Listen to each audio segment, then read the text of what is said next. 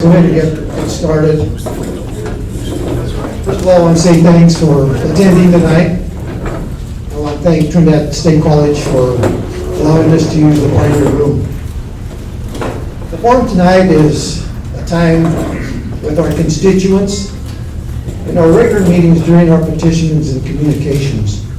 Many are left with unanswered questions, with the feeling of why council is not answering some of the questions. And that's built into the system that we have, that during that petitions and communications portion, that all we do is listen. In this time of community revitalization, there are high expectations which can lead to a lot of frustration. We understand that. There are questions that have never been asked or answered.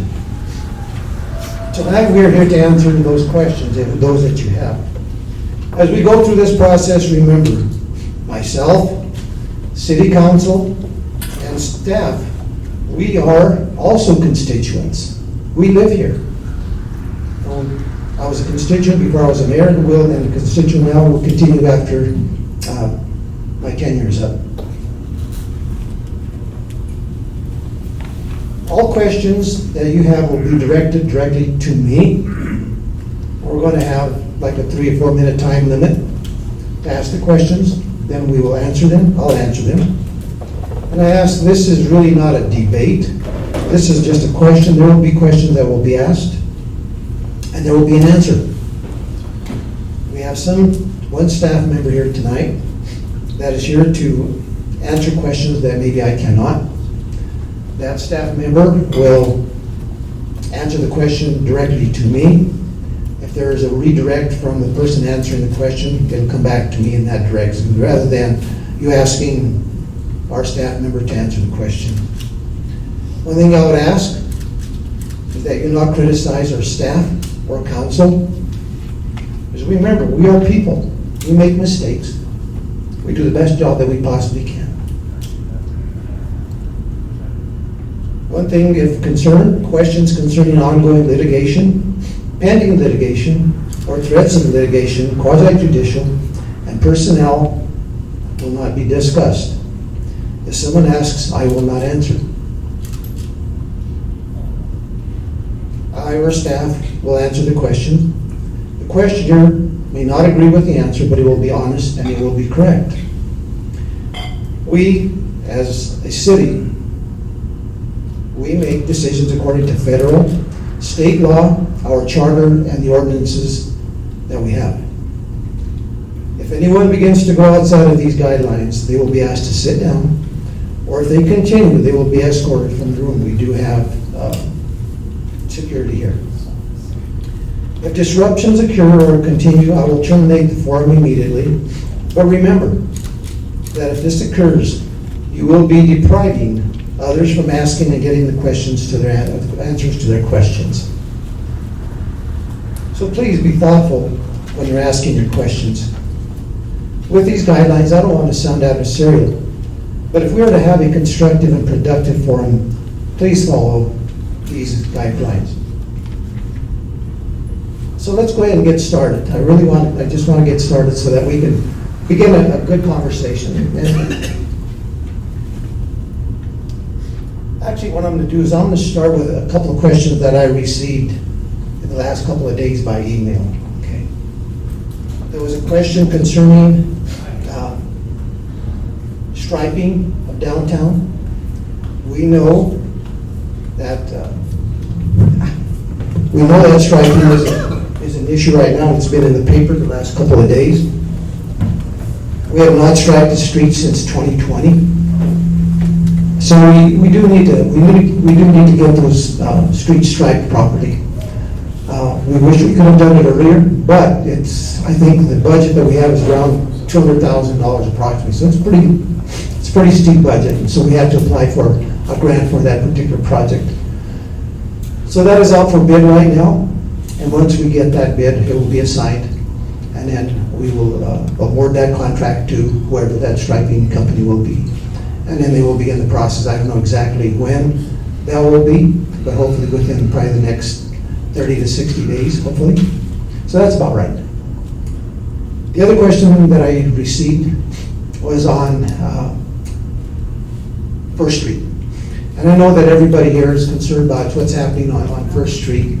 You know, a couple of years ago, we started with that project to redo some of the underground facilities. The problem was, it took a little more time than we anticipated. The cost, of course, accelerated with all the costs rising. And I know everybody's asking, why aren't we doing anything with that? Well, one of the problems is that we have got to go out for a bid, I think, or not bid, but for, I think we actually have a grant that we are out to try to get. And it's going to be over $1 million, like we do know that. It's going to be pretty hefty. On top of that, what happened was the brick streets, the brick, when they removed the brick, they disintegrated. Most of them disintegrated. So what we have to do is we have to go out and find a company that will make bricks that will stand that everyday abuse and use and travel and the ice melting and stuff that we put on the streets in the wintertime, the scraping, all that stuff has to, so it has to withstand a lot of abuse. And even at this point, even finding a company to make those bricks You use asphalt, got to be bricks, right? It has to be bricks because back in the 70s or 80s, there was the city council at that time, what they did is they made an agreement, and I think it was the state historical, that all the brick streets that we had have to be brick. One thing that we are going to be doing this time around is the sides of the parking areas will be concrete, but the center portion is going to be brick. So that way we're within the guidelines that we're supposed to follow. So that's an issue that I know that's going to be ongoing, so it may be several more months before that will be accomplished. Just want to let you know. The other email that I received yesterday, there was a lady, actually this morning, I'm surprised she's not here. She asked about mosquito spraying. Last year, it was brought up to see if there was more of an environmentally safe mosquito spray instead of using the spray that we do use. And it's not malathion, it's Chemex. I forgot about, got it written down there. But anyway, it's not a natural product. We have not looked into that. Unfortunately, I thought we had, but we did not. But one thing that we are doing is that we have secured, you can take donuts and other things that we could put in that are natural in the environment, and we could throw them into, and we are doing that, putting them into areas where there's standing water to kill the mosquito larvae. So that does help. So that's something that's going to be, that we will be doing this summer continually. So those are the items, like I said, that we have, that I received. So let's go ahead and get started. And we're going to have the first question. Yes, sir. State your name. Roy A. Miller. I live up at that lovely Cougar Canyon area. Okay. Where we pay 3 times the property tax any place else in the state. Anyway, land sales. They're going to have some land sales down at the end of Back Madison Drive. Keep talking to Jody Amato about it. Sweetest little lady on the planet. And they keep postponing it. I was kind of wondering if they're ever going to take place or not.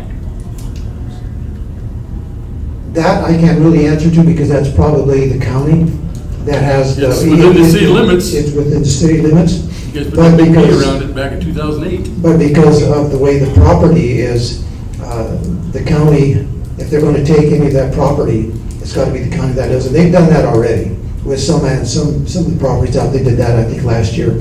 And from what I understand, they did sell some of those properties to a few people that indicated they wanted to build out there, but we've not seen anything.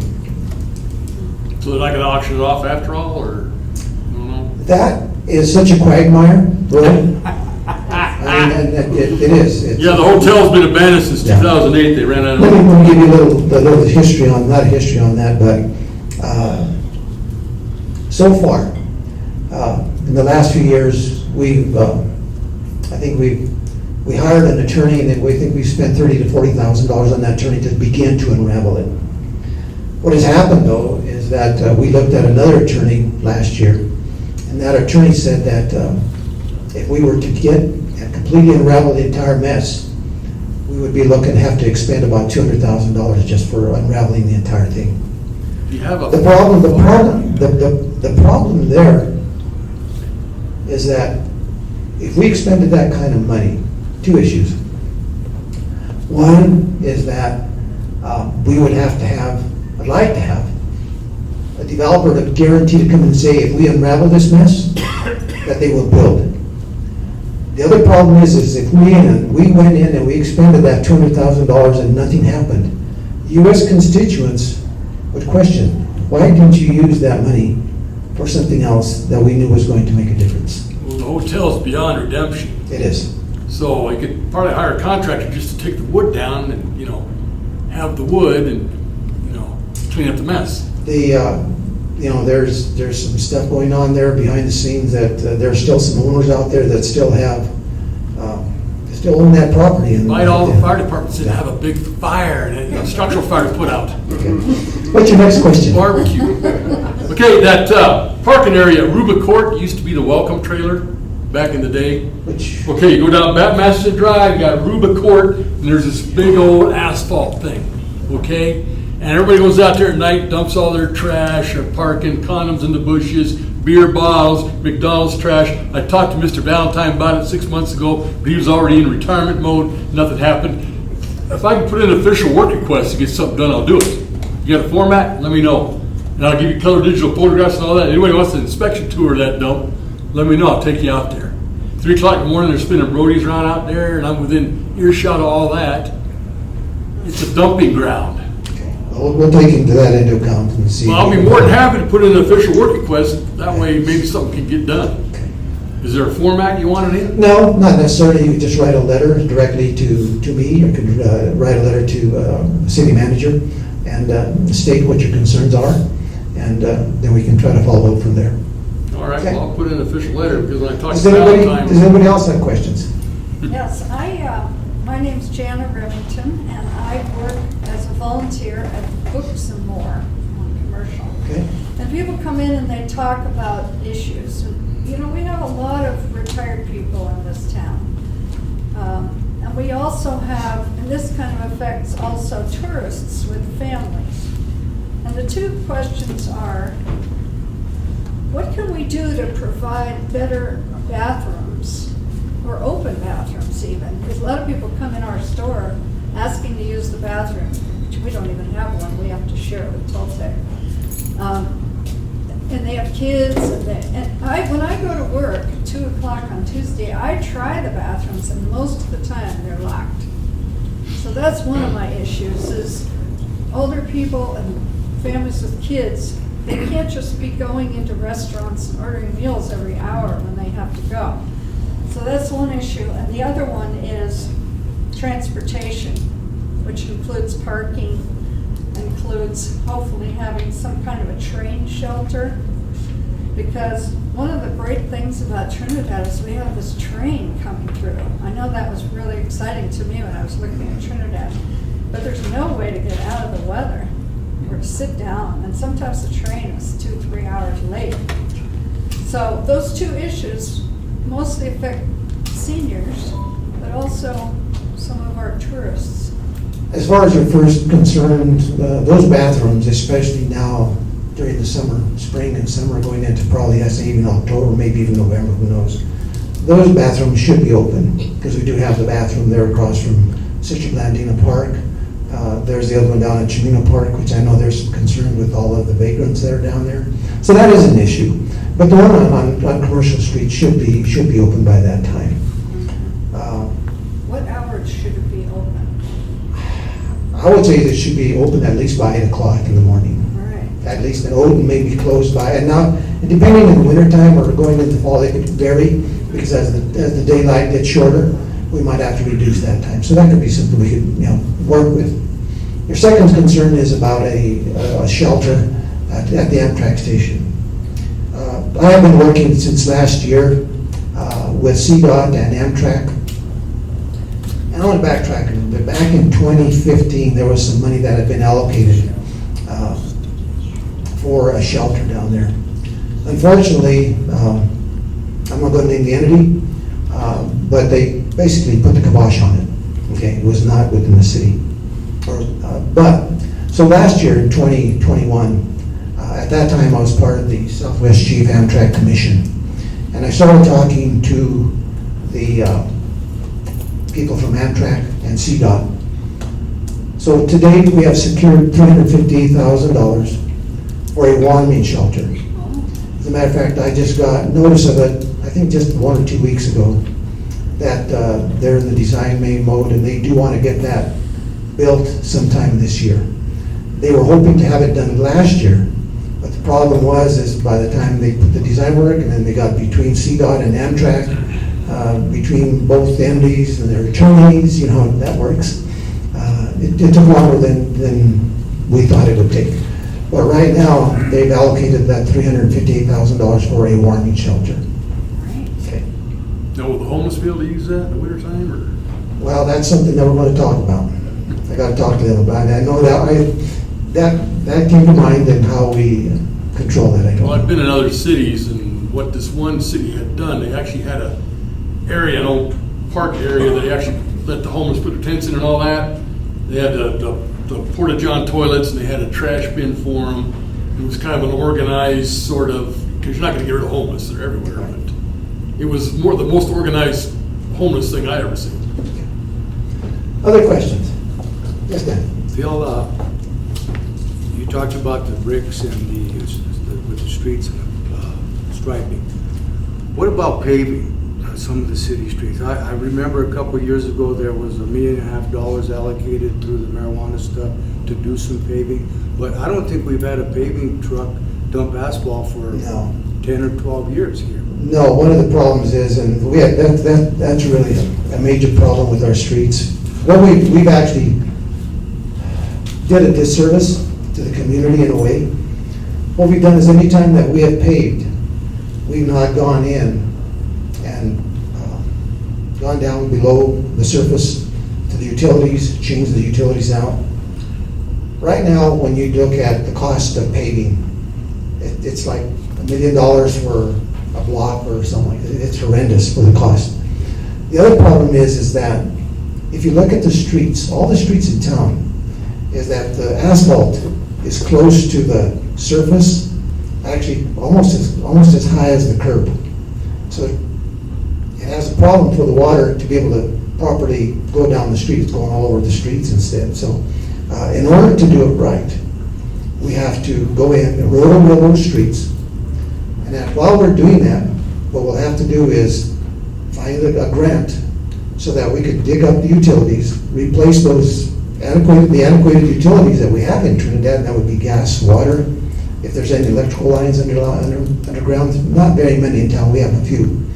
But that's something that I think that we need to address. But that's why we would have to address that. And of course, it would be, if we were to do streets in Trinidad, all the streets in Trinidad, I forget how many miles we have, it would be, multi-millions of dollars. That's the biggest issue that's there. And the time frame and the money available. And what happens a lot of times is anytime that we apply for a grant, we also have to come up with matching funds. And those matching funds can be anywhere from 25 to 50% of the project. It just depends on the project.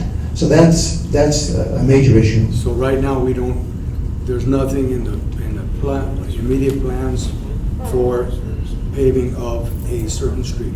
Nothing. We're just talking. We have allocated funds for some paving. I'm not sure exactly where that's at, and I want to refer to Mr. Valentine at this time. Is there anything there, Mr. Valentine? There is money for paving. We're having to put most of it toward First Street. Another issue that we have now is under the DOJ, any milling, any work that we do on a street, milling, anything otherwise, we have to make it ADA compliant. So if you notice, we're doing a lot of ADA intersections in anticipation of going back and milling and doing those streets. So we have to do that ADA work first. So About, Hope that helps. about pothole maintenance maybe? Is there any other questions, Mr. Maytag? I want to throw out a suggestion. You know, the state's going to do that roundabout paving and that soon, I understand. As the city approaches, the state. Which roundabout are you? The one south of town. Oh, you're talking about the exit, Yeah. okay. Has there been any discussion to joint partnering with them for some paving? That is CDOT, Mhm. and that is mostly state highway funds, although we do get CDOT funds for other things in town. But there again, we're looking at grants and for available money from CDOT. They have, CDOT, what they do is they go through plans, and right now they have a 5-year plan and a 10-year plan. And what they do is they ask the communities all across the state to put in what they feel is necessary for a 5-year plan, what's necessary for a 10-year plan. And, we have put in our bid for some of the areas. One of the areas, of course, is that exit 14, which is horrendous, and we want to try to do something with that. So I think that's kind of in that. I'm not sure if it's in the 5-year plan or where it's at, but we did put that in. Okay. About just some sealer for the asphalt cracks or maybe some pothole maintenance, anything like that? One of the things, and I don't know, we maybe could do, because I do know that maybe some of the streets could use, filler, what you're talking about. I only got 2 inches of asphalt up to where I'm at. They ran out of money back in the day. So we got some cracks that could be sealed if possible. And one of the things is that we, like potholes, potholes around town are bad. And the problem with potholes, you can do cold patch in the wintertime, but it doesn't last. So then what happens is, in the summertime, we're dependent upon the 2 companies that provide asphalt. And typically, they don't open up until April, May, and then it goes down in November. So that asphalt sometimes is not available. And the other problem that exists today is that the cost of oil right now is so high that what we were able to buy last year for a ton of asphalt probably cost twice as much this year. So even though we've allocated like the little over $1 million for, I think it's somewhere around that number, to fill in some of these potholes, that number will probably be, the number of potholes will probably be reduced. We did ask our department to come up with a strategic plan to what areas we are going to fill these potholes on and fix. And one of the areas is to begin with, some of these areas where we have ADA issues and where we were building the ADA ramps new. As you know, around town, they cut around them quite a bit. If you go now, some of those, especially right down the street here on Pine, they've gone in and filled those in. But he does have a plan in place so that the main arterials in town will be the ones that will be taken care of first. Probably talking like Main Street, Commercial Street, some of these other main streets, and see, because we do have to get some of these potholes filled up. And there's a lot of them, unfortunately. Dangerous. Yeah, it is. Yes, sir. My name is Rich Alford, and it's just a quick comment. I've heard from the newspaper that you were concerned about our undercount in the last census for Yes. Trinidad.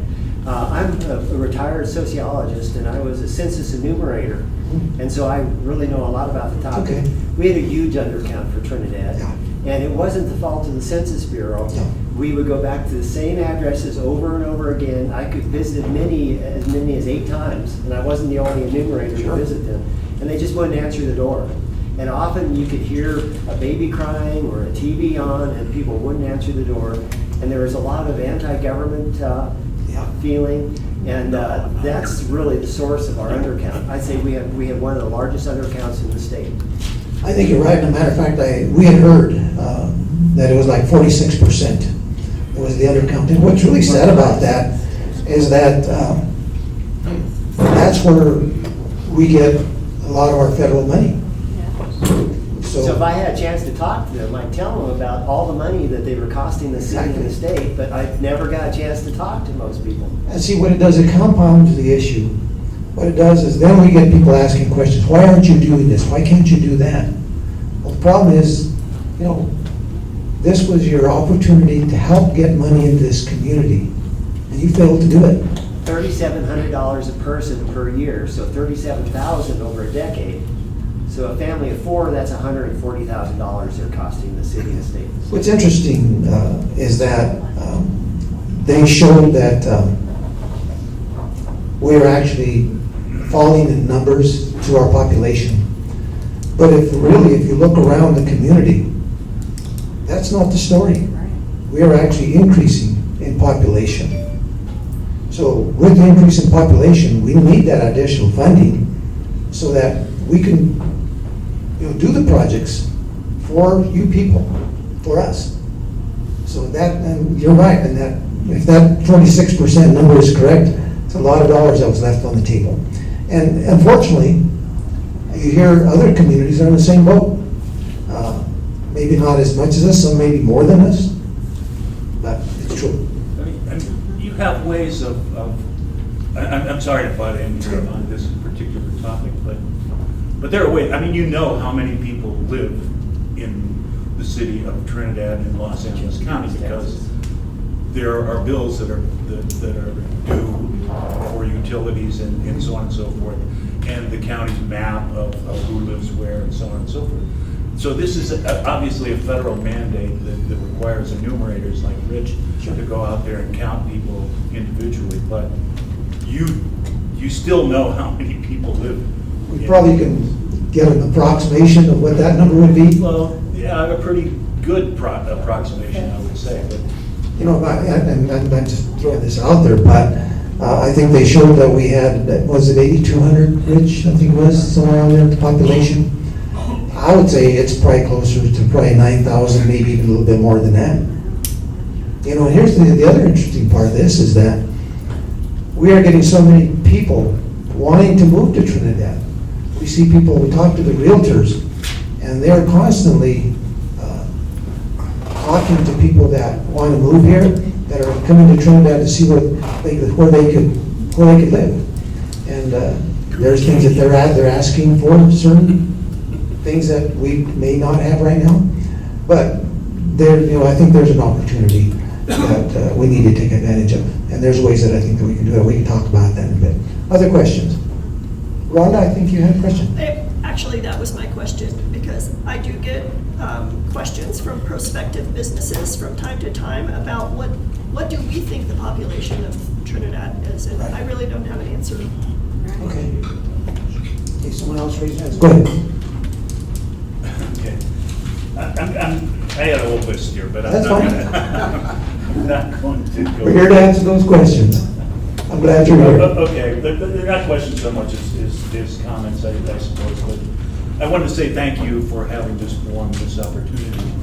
And communication is the theme, and one of my biggest issues is when I contact anyone, except you got back to me here in my most recent email, but I shotgunned this email out to all of council, and you're the only one who responded to me at all. Maybe there was nothing to respond to. I don't know. Maybe that's the issue. But when I, for example, on the official city website, there used to be, now it's kind of changed a little bit, but contact city council, contact the police department, contact planning and zoning, et cetera, et cetera. And you fill out the form and you put your name and all of that information, the contact information. And in my experience, and maybe not everybody else's, but in my experience, I can count the times that I've received a response by sending in something,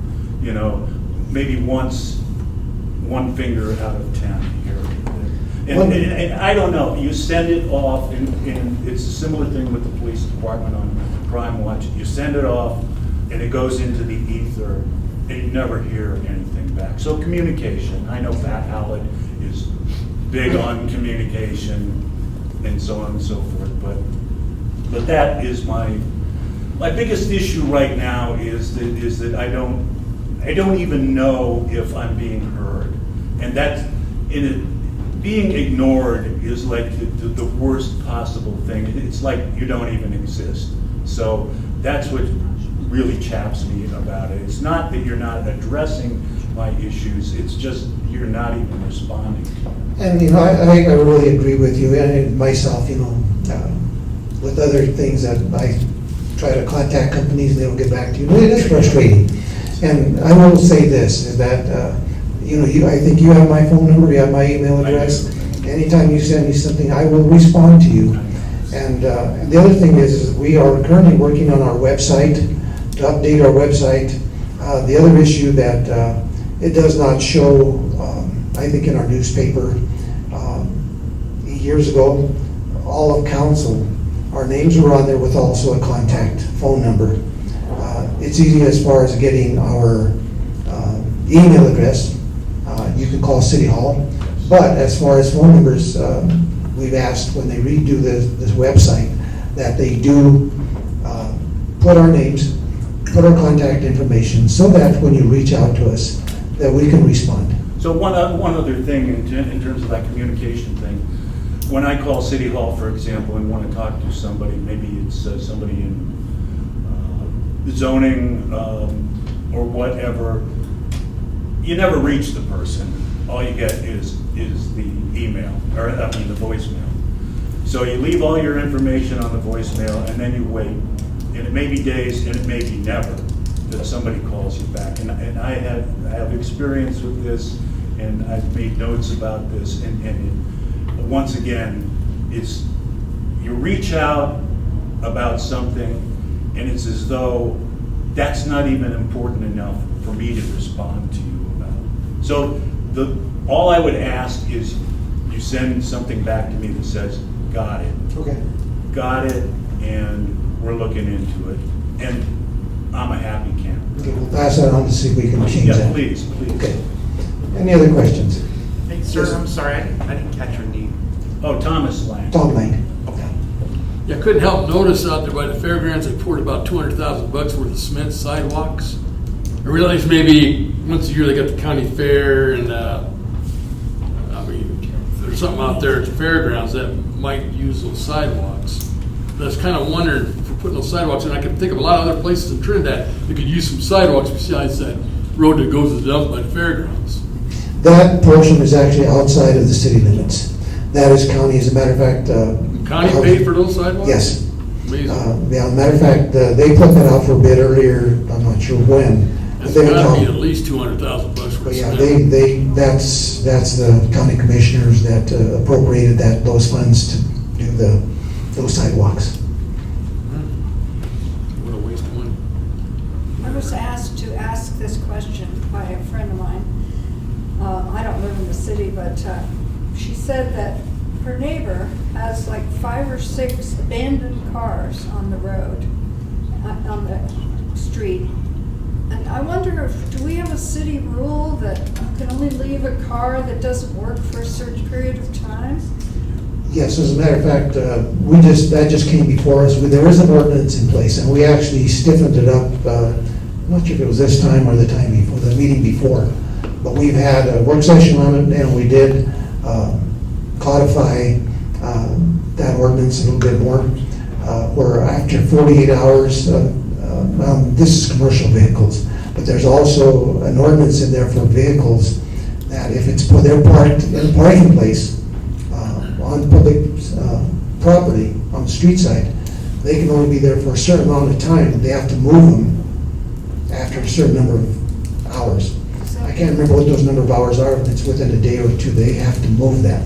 My big concern was, at the beginning, when we talked about this, if they moved it over to the next parking place, it was okay. So I think we did change that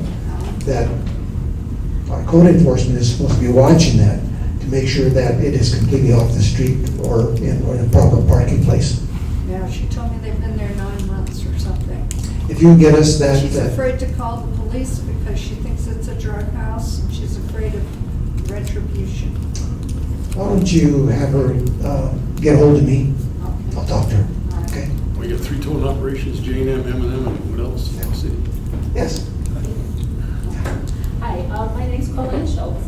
My husband and I walk the streets of Trinidad every morning for our exercise, and we're concerned about the leash law in this town, or the lack of people having their dogs on some people don't know that there's a leash law in Trinidad. I got the leash. I was just wondering if there could be some kind of blast in the newspaper, signage on the trails and the parks stating there is a leash law.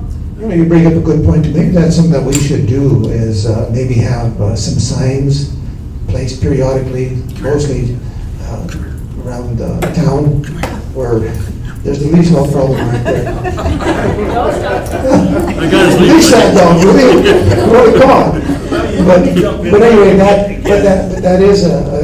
that is something I think that we can do so that people are aware that there is a leash law ordinance in town. Right, once again, communication, because the thing that I sent to you was about the fact that the code exists, but few people actually know what it says. And that is in the code, that's part of the code.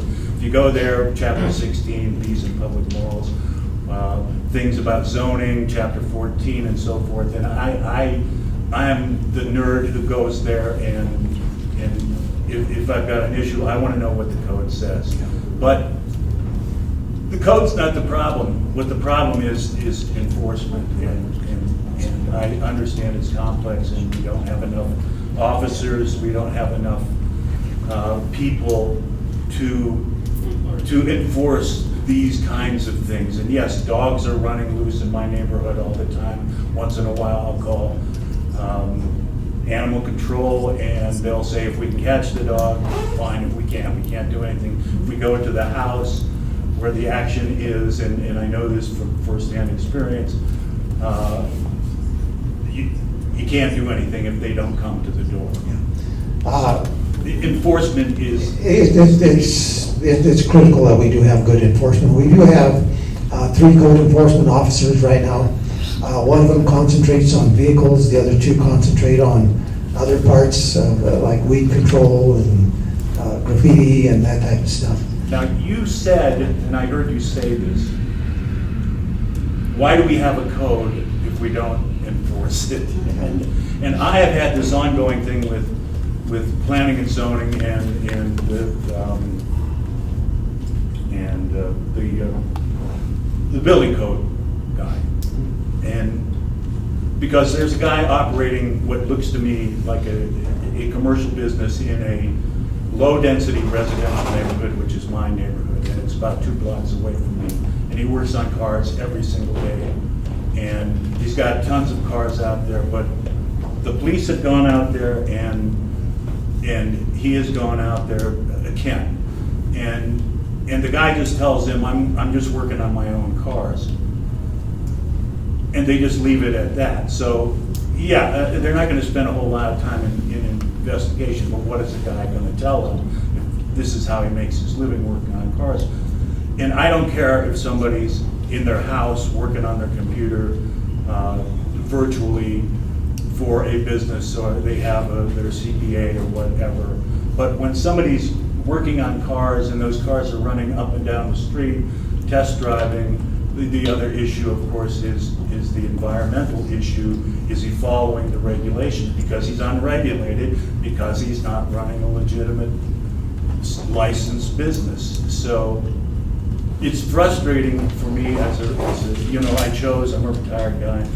I chose to live in a neighborhood that's low-density residential, and I don't like the fact that there are maybe 4 of those kinds of enterprises going on in my town. What street do you live on? What? I'm not going to ask for your actual address, but what street do you live on? I live on Western. Okay. Okay, so I live in the west side of town, and these places are located on Stonewall, Atchison. It gives us some place to look.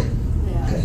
Yeah, and again, it's frustrating. You throw up your hands and you say, okay, I've reported this, you've investigated, you've decided that this is not a problem, and I say, if this is a hobby for him, it's still a disruptive thing to have in my neighborhood. And the house, if you go by the house, there are vehicles, junk vehicles all over it. We do have problems with vehicles parked that have been junked all over town. We do have to take some action on it. We have some places that actually have, the guy claims that he's they're antique vehicles, and, I mean, it's an excuse. Other questions? Yes, ma'am? I'm just curious, we haven't talked about broadband in a while. Could you just share where Sure. we're at with that? Right now, where it stands is that we received, in the city of Trinidad, like $2.1 million from the ARPA funds. And we've allocated $1 million for, and we've already expended that out. So we recommended as council to keep the other $1 million for broadband. Last year, we met with CDOT, and I'm not sure, every one of us has probably been noticing up and down Highway 12 from probably to here. They're running fiber for CDOT. So we talked to CDOT to see if we could tie into that line at some point in time. And they said there was a good possibility. So last fall, there was a gentleman from the state level, his name was Bob Pfeiffer, and he came down and we had a meeting with him. And he says that's a real good possibility. One thing that we would have to do, we would have to enter either into an agreement currently with Comcast, or I forget what the other company's name is, to offer the, or CCOM. But that's a third-party system. What we're looking for is a more reliable internet system, plus also a reduction in cost back to the consumer. In order to do that, we would have to become, in order to be able to not so much offer the faster service or reliable service, it's the cost. So what it is we would have to enter into, and what I guess we call buy a fiber that would go from Trinidad all the way up to Colorado Springs. And then what that would do is that would allow us to make an enterprise zone within the city of Trinidad, where we would own that enterprise zone. So that's where that reduction in cost would be for the consumer. That $1 million that's out there that we want to use, I know that doing broadband throughout Trinidad is going to cost more than that. But it will allow us to leverage additional funding that is out there. The Council of Governments, this last couple of weeks ago, we had a meeting, and there's actually another meeting coming up this next Monday that they're getting involved with broadband. I went and I talked to the current director, whose name is Jennifer Oliver, last week, sat down and we talked about that particular issue. And being that they're bringing this broadband meeting in on Monday, being that Council of Governments is the receiver of many different types of federal dollars, we could probably try to join forces and work together to see if we can get additional funding for broadband for the community. Does that answer your question? Absolutely. Thank you. It's going to be, the other main issue that we're going to have to do is this fall, back in the 70s or 80s, I'm not sure when it was, there was House Bill or Senate Bill 152. And what that did is that basically hogtied the entire state of Colorado, that you had to buy the service from, at that time, whoever it was, it wasn't Comcast at the time, but it was somebody else, and then AT&T or whoever it was. So we had to buy the service from them. So CCOM has now kind of come in. But in order to do this, we have to get rid of that 152. 60%, or maybe, no, I think it's like 90% of the communities in the state of Colorado have gotten rid of that Senate bill or House Bill 152. So we are going to take that to the voters. The voters have to approve that this fall. And we're going to bank on two things. One is more reliable service, and also a reduction in the cost, which is, they say, is that if we do our enterprise zone and own the utility, that we would be able to offer the service at a lesser cost. If we go with a third party, with Comcast or CCOM or somebody else, I don't know if that would happen. We had a meeting in Colorado Springs, I don't know, a couple of months ago, and with this federal infrastructure money that's out there today, they're able to use some of that money, from that federal money, and the problem there is, and I asked him, I said, okay, if what they're supposed to do is offer the service at a lesser cost now, once they get going. So my question, at that point in time, people from CDOT were there, and I asked, is there going to be a sunset that they have to offer this reduction of the service? And I think it's like 2 or 3 years. After that, it's free for all again. So that doesn't do us any good. So what we need to do, is my feeling, is that I think that we look strongly at maybe developing our own enterprise zone where we would own that and become a utility, so that we can control that cost instead of having to pay that out to a third-party provider.